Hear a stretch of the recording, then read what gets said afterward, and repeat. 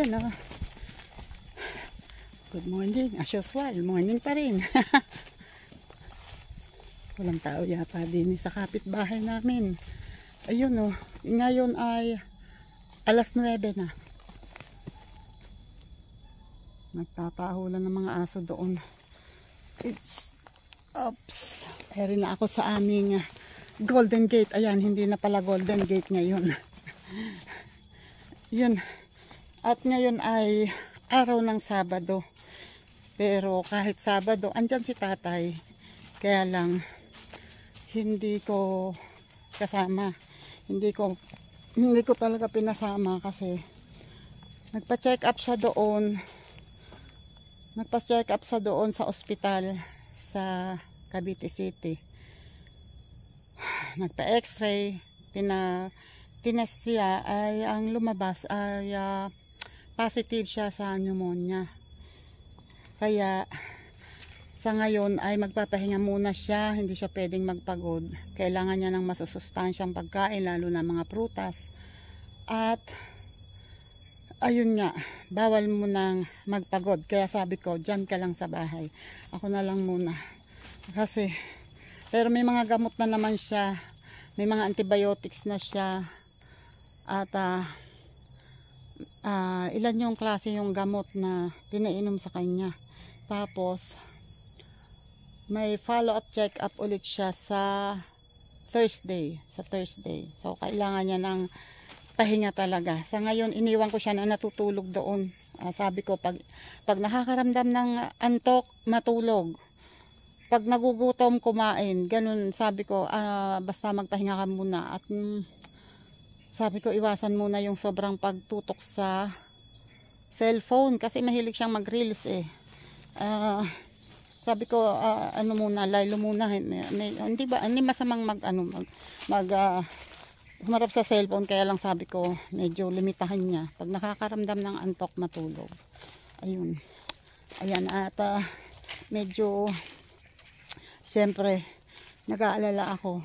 Dahil, yun nga, ang wish ko, sana naman, ay makuha sa unang gamutan na yan, sa unang set ng gamot, sana gumaling na siya. Hanggang ngayon medyo ang ano niya, may ubo pa siya, pero yun nga, maplema ang ubo niya. Yun ang ginagamot sa kanya ngayon. So sa ngayon ay tinuloy ko muna yung kagabi, pinagsuob ko ulit siya. Sabi ko, tatay, wag mong hintuan yung suob kasi malaking bagay yung suob sa'yo. Kaya ayun, kagabi, kanina hindi siya nagsuob kasi maliligo daw muna siya. So ayun, sa mamayang gabi ulit pagsusuobin ko ulit siya. Kaya sa ngayon ako muna ulit dito, solo. Anyway, sanay na ako. Wait ha, nandito na ako sa harap ng kubo. Ganda ng kubo namin, di ba? Wait lang. Eto ang patola, di ba? Medyo gumanda yung patola dito, Kaya lang isa lang talaga ang sumibol. Wala yung ibang dito. Ito palagay ko, kaya ganito siya na hindi gumanda kasi yung agos ng tubig doon ay yung agos ng tubig doon ay dito dumadaan. So, titingnan ko kung anong magagawa ko, kung pwede kong padaanin dito. Papunta doon sa, yan, lalagyan ko ng kanal dito. Papunta doon, kaya lang, parang doon ang gawin ng tubig Kaya lang, pag nilagyan ko ng kanal, papunta doon, baka lumaki. Baka, ano kaya maganda? Kaya lang parang mas yung kanal papunta dito. Kasi mataas dito sa lugar na ito. Kung dito ko padadaanin, mataas itong lugar na to masyadong malalim na magiging hukay. So dahil ang manggagaling naman tubig doon yung galing lang sa tulo ng yero, ay dito ko na lang padadaanin mamaya. Hindi naman siguro ganun karaming tubig ang dadaan dyan. Anyway, ayan muna yung isa lang ang gumanda. Tapos ito wala talaga, hindi talaga sumibol. Tapos hindi ko pa naman nahingi kay tatay yung mga binhi niya. Kasi, kung hindi ko to tataniman, kung hindi ako magtatanim, lalong walang mangyayari, di ba? Yan. Mas mabuti na yung magtanim ako at magbaka sakali. At least may tanim. Kaysa naman na ihintayin ko si tatay, paano nga kung hindi nga agad siya makapagtanim. Eh di, mas mabuti na yung may hinihintay ako. Kung sakali ay baka sakaling makakapagpaganda. O eh di at least meron, di ba? Kaysa naman wala. Pero sa ngayon, ito muna ang aking uunahin kasi natatakpan yung mga tanim dito. Hindi na masyadong naaarawan dahil marami pang mga sanga. Lalo dun sa gilid. So, dito muna kayo, ha? Wait. Narinig ko na naman yung siyap ng manok doon. Asin ko nga muna to. Oh, sure na ako ngayon na meron akong towel. Hoy.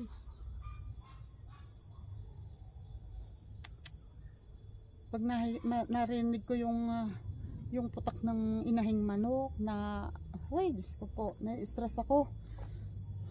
Wait, saan ko ba ilalagay ito? Dito muna. Yan. Tinanggal ko muna ang sombrero at towel ko. Pero itong bag ko, naipaliwanag ko na sa inyo kung bakit, ha. Nandito pa rin sa katawan ko. Wait.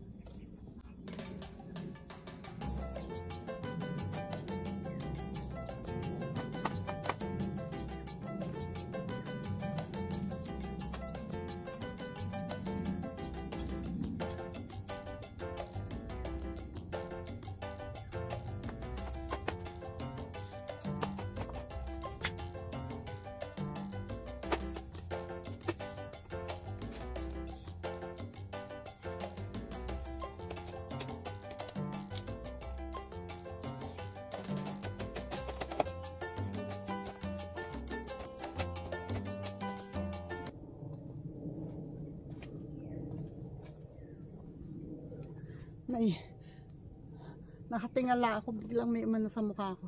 May bumagsak na mga, hindi ko alam kung ano yun. Mga ano yata ng kawayan. Pulbos. Yung bukbok ng kawayan. Ayun o. Nangahabol talaga ng manok ang mga aso.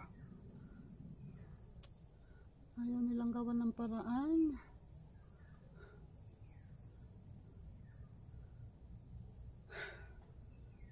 Hanggang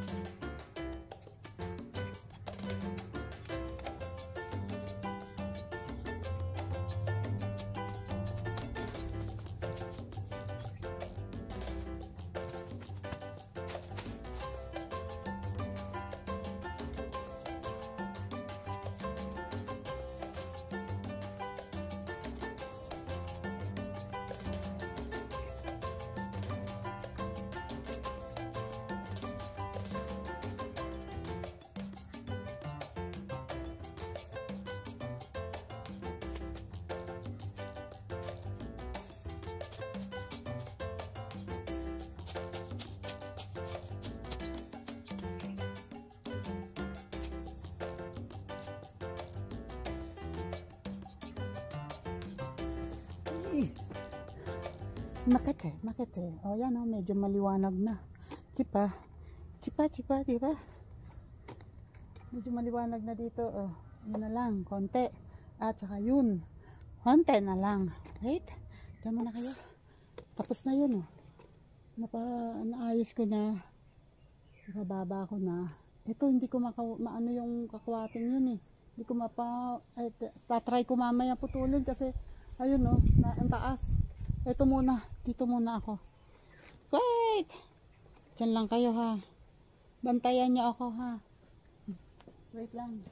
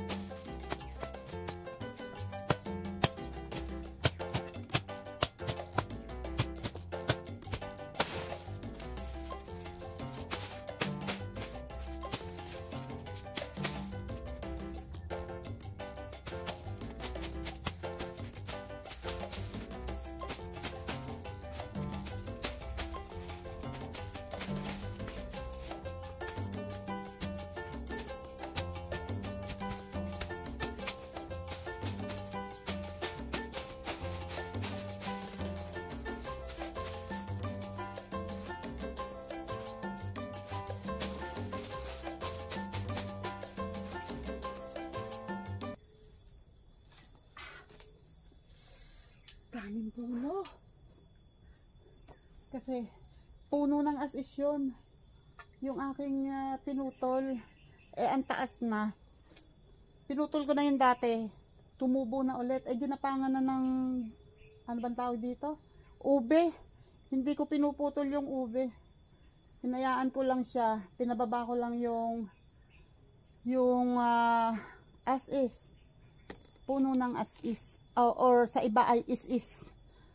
Yung pangkuskos na matalas. Ang daming bulo. My goodness. Wait lang.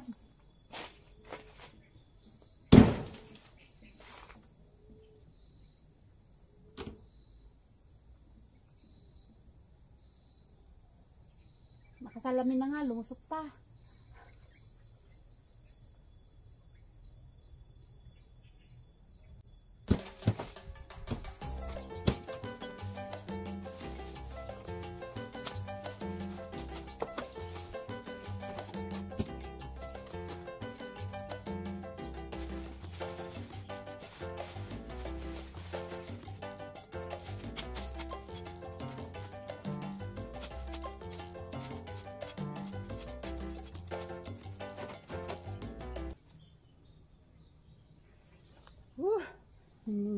Kinikilig ako. Wait lang. Okay na to. Yun na lang. Hindi ko alam kung kakayanin kong putulin yung malaking ano ng kakwate kasi nakagano na yun doon sa kabila eh. Baka mapagalitan ako. Wait. Wait lang.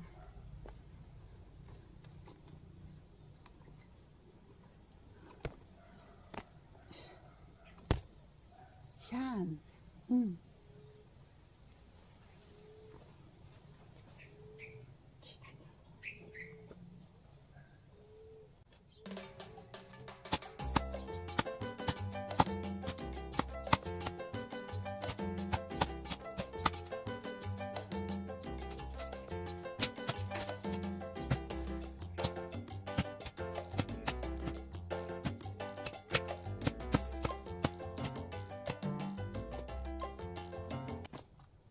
Ang hirap abutin. Diyos ka tao. Ayan o. Aray ko. Nauntog ako. Ayan o. Ang hirap abutin ng isang sangay. Yung dalawa, naputol ko na. Yung isa, eto. Yun yung pinakailalim at pinakamalaki. Ay, hindi ko maabot kasi nakaharangan na nung nasa ibabaw. Ay, pero tatry ko pa rin. Alam nyo naman ako. Wait lang. Yan o. Unti-unti nang bumabagsak. Ayan. Kasi mabigat yung nasa ibabaw niya. So hindi niya kakayanin. Bababa at bababa yan. Hahaha. Akala mo talo mo ako ha. Hindi mo ko kaya. Wait lang. Sandali. Sandali ha.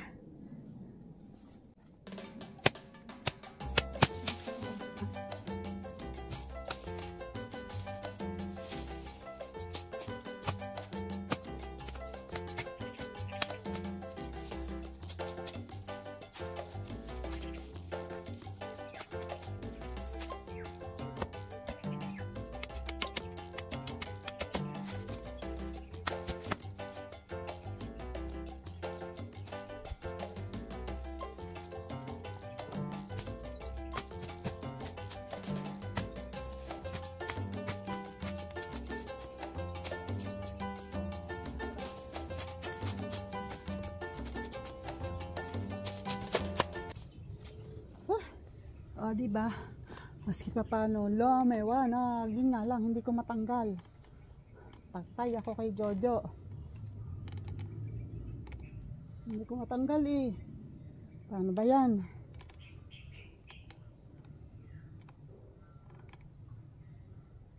Naputol ko nga mga sanga. Hindi ko naman natanggal. Di bale, sa ibang araw. Haha. Sa ibang araw. O yan o. Nalinis ko na yan. Yan o. Ito yung sinasabi ko. Itong kanal na to, yung galing dun sa likod, yan tulo dito ng tubig, ng ulan. Diba kinanalan ko yan? So ang kanal ay papunta dito. So dito pupunta sa mga tanim. So ang gagawin ko ngayon, idediretso ko rito ang kanal. Para dito pupunta sa gilid, hindi doon pupunta sa mga tanim. Kasi pag agos doon doon ang diretso. So kakanalan ko ng konti papunta dito. Para hindi sa tanim ang bunta. Wait lang ha.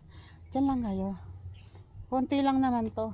Kasi itak lang ang gamit ko.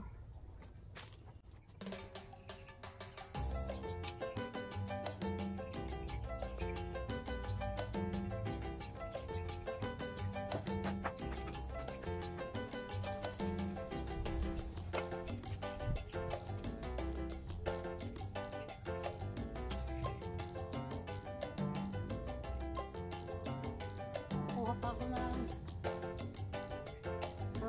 kamote.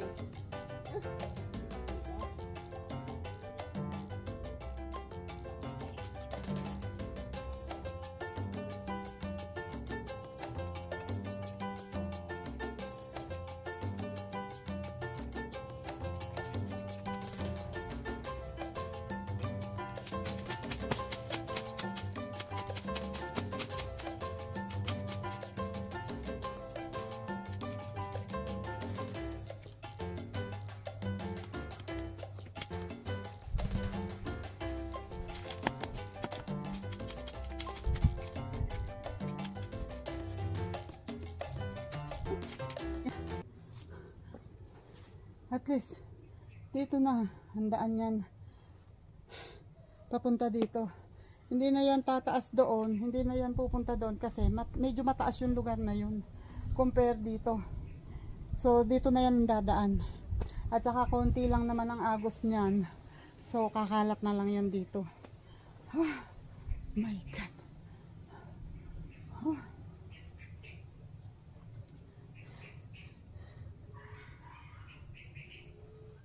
Tingnan ko, parang may narinig ako doong manok kanina. Yan o. May nakita ko dito. Itong mga pananim na ube ay nakatambak dito o. Mga tinutubuan. Teka, try ko. Tulad nito o. Pangtanim na ube. Kung ito'y pababayaan ko rito, mamamatay lang to.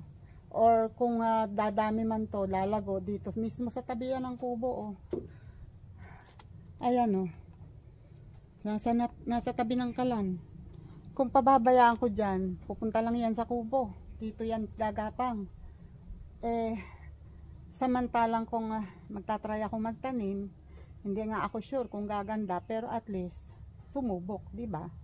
So titingnan ko doon sa sulok sa tabi ng bakod. Wait.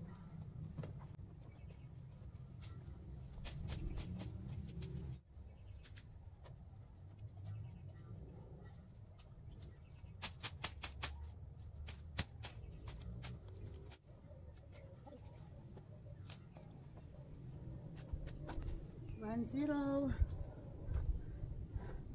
Kaisa na ako dun sa sulok. So dito naman tatry ko, tingnan ko kung makakatanim din ako dito. Wait, sa ngayon dyan muna kayo ha, basta nagtatanim muna ako ha. Yun o, nakapagtanim ako doon ng 1, 2, 3, 1, 2, 3, 4, 5, 6, 7, 8,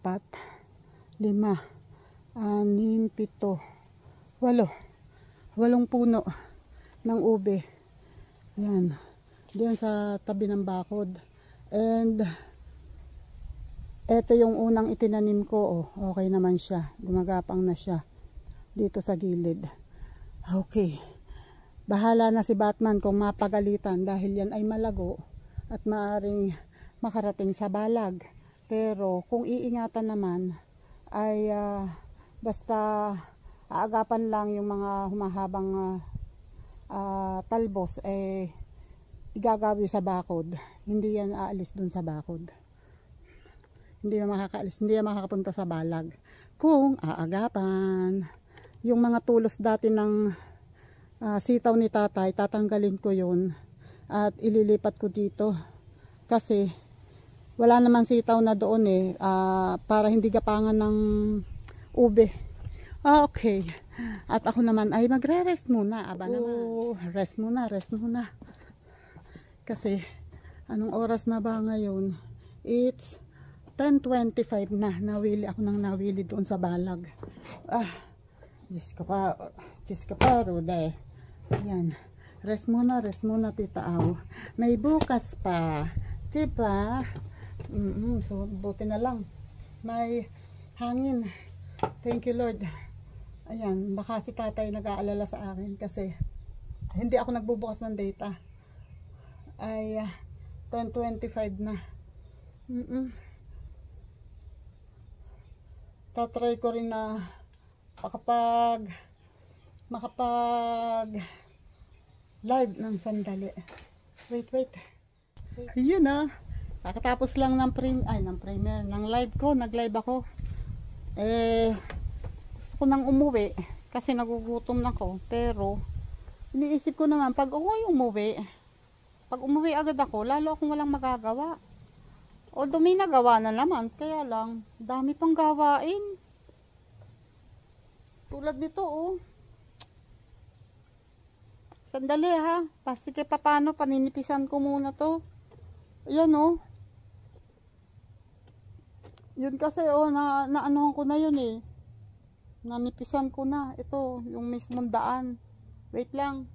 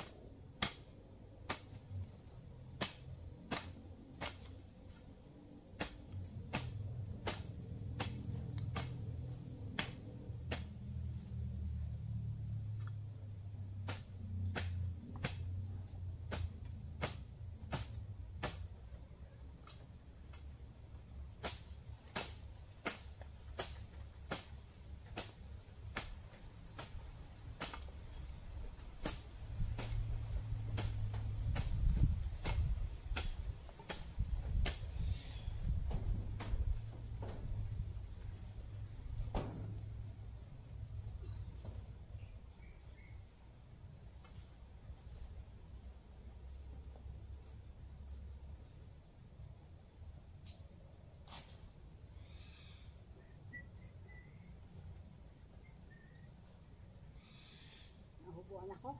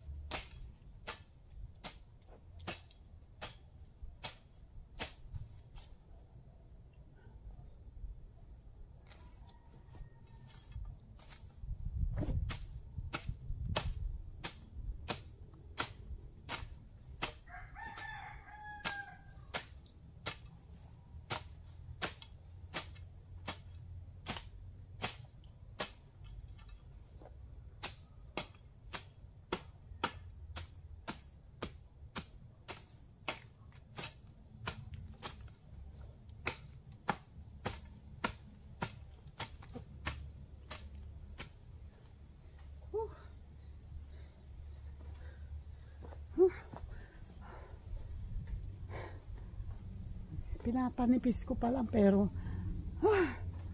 kakahingal na. Wait lang, kukunin ko walis. Yan na. Diba? Iba-iba. Yan o, naipon ko na. Yun nga lang, nakaharang kasi yung kahoy na yun, nakaharang doon. Try ko kayang iusod. Hindi ko mapanipis ko eh.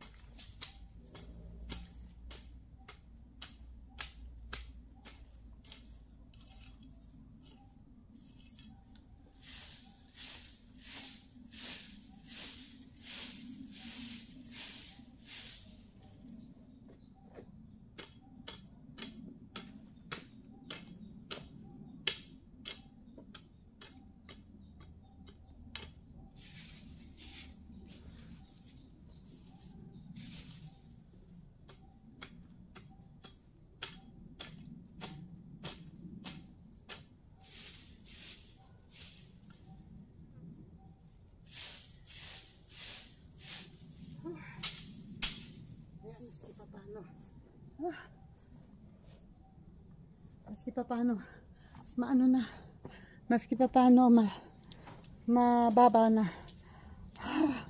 Yun nga lang, hindi ko na kaya kasi ayan ang langit oh, maitim na and isa pa gutom na. Wait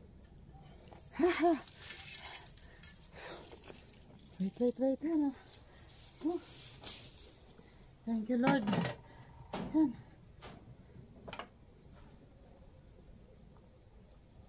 Uy, lumalaki ang dilim. Yan, shoutout sa inyo dyan, Sir Jaros Day TV, shoutout po ulit. Salamat po ng marami at sa mga nakakaabot dito sa dulo ng aking vlog, maraming salamat. Ayan, salamat sa pagsama sa akin sa mga ginagawa ko dito sa Kubo.